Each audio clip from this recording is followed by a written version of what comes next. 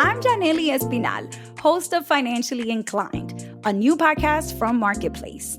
Each week, I'll help you understand the basics of personal finance so you can make the most of your life. So a budget, I like to say it's an ugly word for a beautiful thing. Do you have enough money to buy new or used? Which will definitely tell you what kind of car you should buy. You are literally going to learn the language of investing. When should I use a debit card and when should I use a credit card? Listen to Financially Inclined wherever you get your podcasts. We all have to-do lists that never seem to get done. Like, I have to fix our broken air conditioner, unclog the shower drain, and build a bigger catio for our cat. It would take this whole episode to list mine. I'm sure it would. You are very busy. Seattle's Mayor Bruce Harrell also has a to-do list.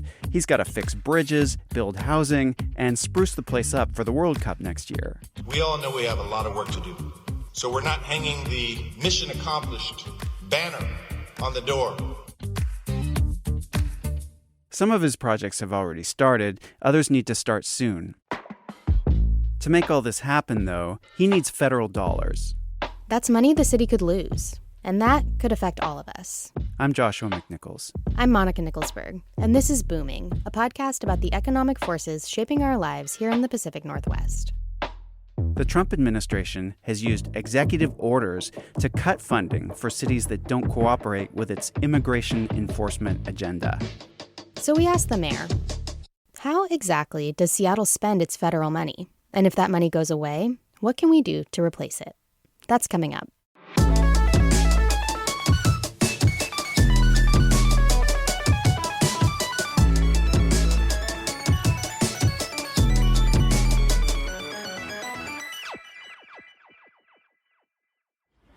Washington, D.C. I'm here to visit, but I'm also here to work because I have a very important meeting where I am going to try to get federal funding so we can clean up the Pawnee River. Romantic reunions, government meetings, self-guided museum tours. I mean, am I living the dream? I don't know. So Joshua, there's been a lot of news about cuts to federal funding, and it's kind of hard for me to wrap my head around. I've been curious what those cuts mean for Seattle. So how much money do we actually get from the federal government? Well, it's a small but crucial amount, and it's tied up in lawsuits now. The exact amount varies from year to year. The most recent data we have is from 2023, and in that year, it was just over $200 million, which is actually a drop in the bucket compared to the size of the city budget. It's like 2 or 3%. Yeah, isn't the city's budget like $8 billion? Yeah, but there are very specific corners of that budget and the mayor's to-do list that are funded by this money. So even though it's a drop in the bucket, it's an important drop. Okay, so how will losing that money affect the city and the people who live here? Well, that's what I wanted to find out. So I sat down with Mayor Bruce Harrell and Deputy Mayor Greg Wong to go through some of the items on their to-do list. I started by asking the deputy mayor how federal funding fits into the bigger picture of what it takes to keep Seattle up and running. You know, we really think about federal funding as one component that helps us to deliver the services that our residents, our communities rely on to be vibrant and safe. You know, as an analogy, I think of it a little bit like a recipe. Let's say you're trying to make the perfect cake. That perfect cake is a city that is livable and thriving for everyone. Well, there's different components of that cake. And one of the key components for us in delivering those services is the federal funding that comes to do things like help with housing, sidewalks, public safety, all the things that make our communities great places. Can I add to the cake? I like the cake theory, by the way. This is Mayor Bruce Harrell. So you look at some of the money we get from the federal government for counterterrorism, that's about $5 million. But counterterrorism, again, is more than just the hard assets we could buy. It's the relationship with the DEA, the FBI, and we are always vulnerable to terrorists here, and particularly when we prepare for the FIFA games and some of our international events. So once again, it goes beyond just the dollars. It goes to the collaborative relationship. And when you are, in essence, fighting with the federal government, not just for the funds, but for the collaboration, there you have exposure. So that's why we stay so alarmed about our relationship with the Trump administration. So I want to ask you then about those FIFA games, for example. The FIFA games in 2026 are going to be one of the biggest sporting events in the world, and we're hosting several of those games here. And it's our job as a city to help keep everyone safe. How do the federal funding cuts specifically affect that? Well, number one, the counterterrorism are real dollars. Transportation, wayfinding are real dollars on the transportation side of things. Cybersecurity, for example, is something we're always concerned about. And so we want people to have a great, safe, welcoming experience. So we do see FIFA as an opportunity to show how welcoming of the city we are, how we embrace people from coming from, over 100 different countries. And so, again, we want full cooperation with the government in the sense of helping us protect people, not raid them. And so again, you look at the hard assets in terms of public safety, harbor patrol, all the things we could do to make sure the experience is safe. But again, the working relationships with the federal government becomes critically important, and we just don't have that.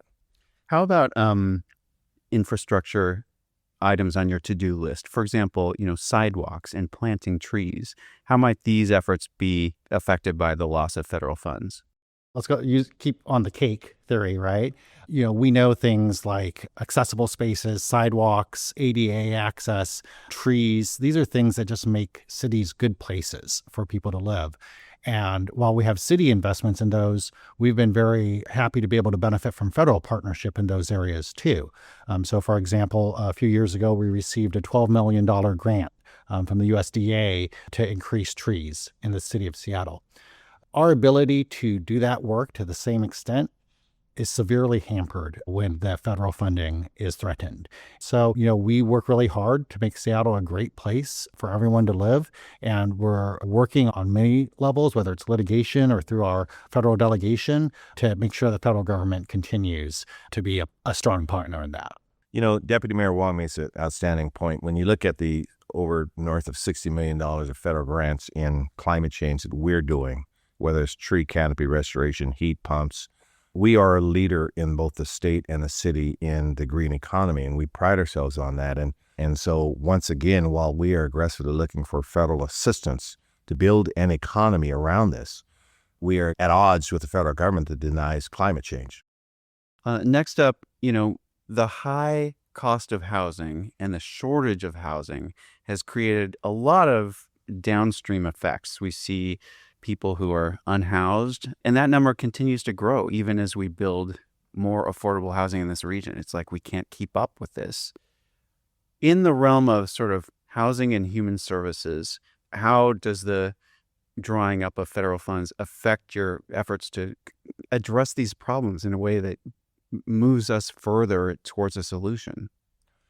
Directly and adversely. You take, for example, the continuum of care that gets over $66 million of money. Now that goes right to real human beings that need shelter. And again, we have been successful thus far in the lawsuits that we've had to file. But these are monies that we depend on to shelter folks. Now we as a city will do everything possible. We spent over $1 billion since I've been in office on affordable housing, but it's just not enough in terms of we need the partnerships. These dollars are real dollars that save lives here in Seattle, and we have to recognize that. Yeah, and I'd add on to that too. We talk about direct housing dollars, but there's so many other services that go into making life affordable, particularly for our low-income, moderate-income residents. And in the human services world, we receive significant grants that help with food assistance, that help with those mental health supports, other things that allow people to live healthy lives. And so that's really what's at risk here and why we're fighting so hard to make sure that we're preserving every single dollar from the federal government that we can. What else does federal funding let us do that we wouldn't otherwise have the means to do?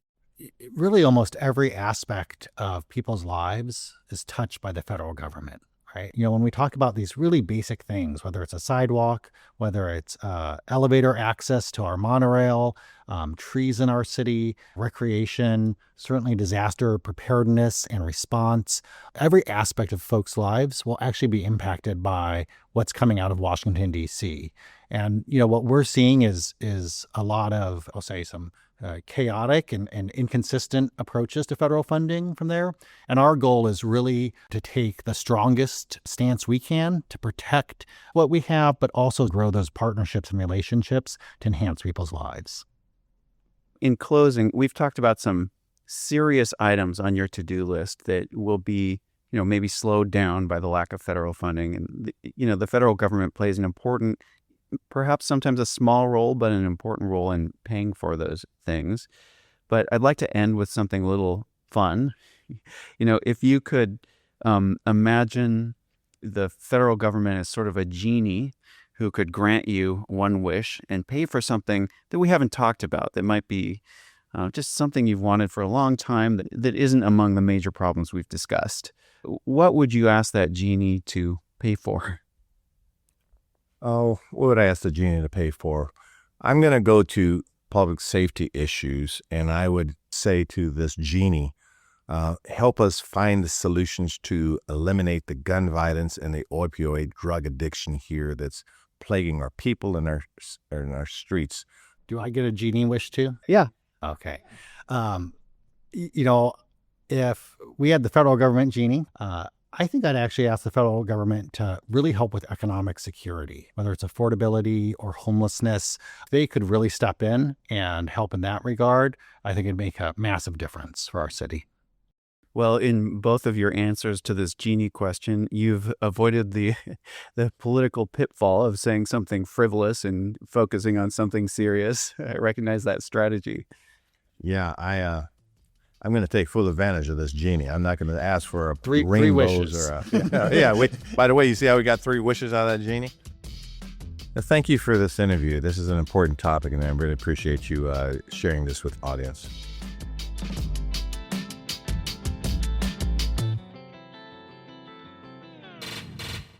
I'd take a funding genie too, although I probably would use it on something frivolous. Treat yourself. So I'm hearing that the federal government is a small but critically important source of funding for Seattle, and that without it, this cake that we're baking as a city would fall flat. Yeah. My mom made me a birthday cake once that looked like a mudslide.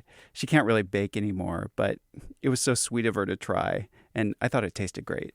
That is sweet. But we don't want a city that looks like a mudslide. So I know Seattle is suing on a couple of different fronts to try to keep from losing that money. But if we do lose it, how do we replace it? Well, this is where it gets really interesting because it's leading to a big change in how Seattle raises money. The mayor and city council member Alexis Mercedes Rink just announced they want to do this complete overhaul of how the city taxes its businesses, and it would shift the tax burden to wealthier companies with more revenue. And here's the twist. It would eliminate taxes on smaller businesses like restaurants, neighborhood shops, small manufacturers, and even small tech startups. Isn't that most businesses in the city? Yeah, those categories make up 3/4 of Seattle businesses. Wow. And the net effect would still be more money for the city. Wow. I mean, I can see why that has a lot of appeal for a lot of people. But that's assuming that all the businesses stay in the city. I know this idea of taxing our wealthiest companies to pay for things that we need has been a really controversial issue in Seattle for years. I mean, I covered the quote-unquote Amazon tax fight back in 2017. And since then, businesses here have been warning that these kinds of taxes force them to move jobs out of the city. Amazon actually has made good on that promise. They've moved big, really important teams to Bellevue. Yeah. I mean, it is a big shift in who pays for government, and not everybody's going to be happy. For most of his time in office, this mayor has been cautious about putting any new taxes on tech companies that might move jobs elsewhere for exactly the reasons that you've described. But he says the drop in federal funding has forced him to look more closely at those companies' obligations to their cities. These aren't new ideas that he came up with himself. The tide is sort of turning in terms of public opinion on a lot of this stuff. His opponent in the mayor's race, Katie Wilson, has been pushing for this for a long time. And in addition, she's looking for other ways to raise revenue, like a capital gains tax and expanding the city's jumpstart tax on companies with highly paid employees. Well, despite that shift in public opinion, this does feel like a big experiment in whether the richest companies in our city will stick around under growing taxes that target them. Because, if they don't, that could have serious implications, not only for the tax base, but also for jobs here. So what happens next? Well, for the new tax plan, it has to pass the city council. And then it goes to the ballot this fall, where Seattle voters will have the final say. In terms of this federal funding question, though, the city has filed some lawsuits, and it's going to take some time to see how those play out in the courts. Okay, well, we'll stay tuned. That's it for Booming. Thanks so much for listening. If you have a question about the economy that you want us to answer, email us at booming@kuow.org. And special thanks to everybody who donates to the show. If you want to donate, go to kuow.org/booming. And thanks. Our producers are Lucy Suchek and Alec Cowan. Our editor is Carol Smith. I'm Monica Nicholsberg. I'm Joshua McNichols. And we'll see you next time.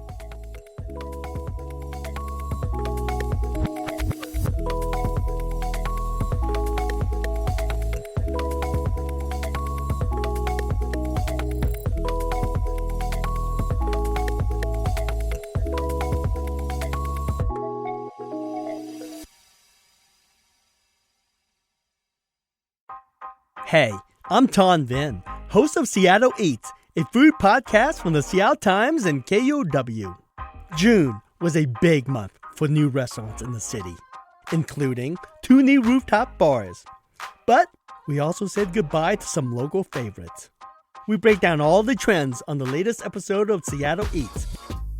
Listen to Seattle Eats on the KUOW app or wherever you get your podcasts.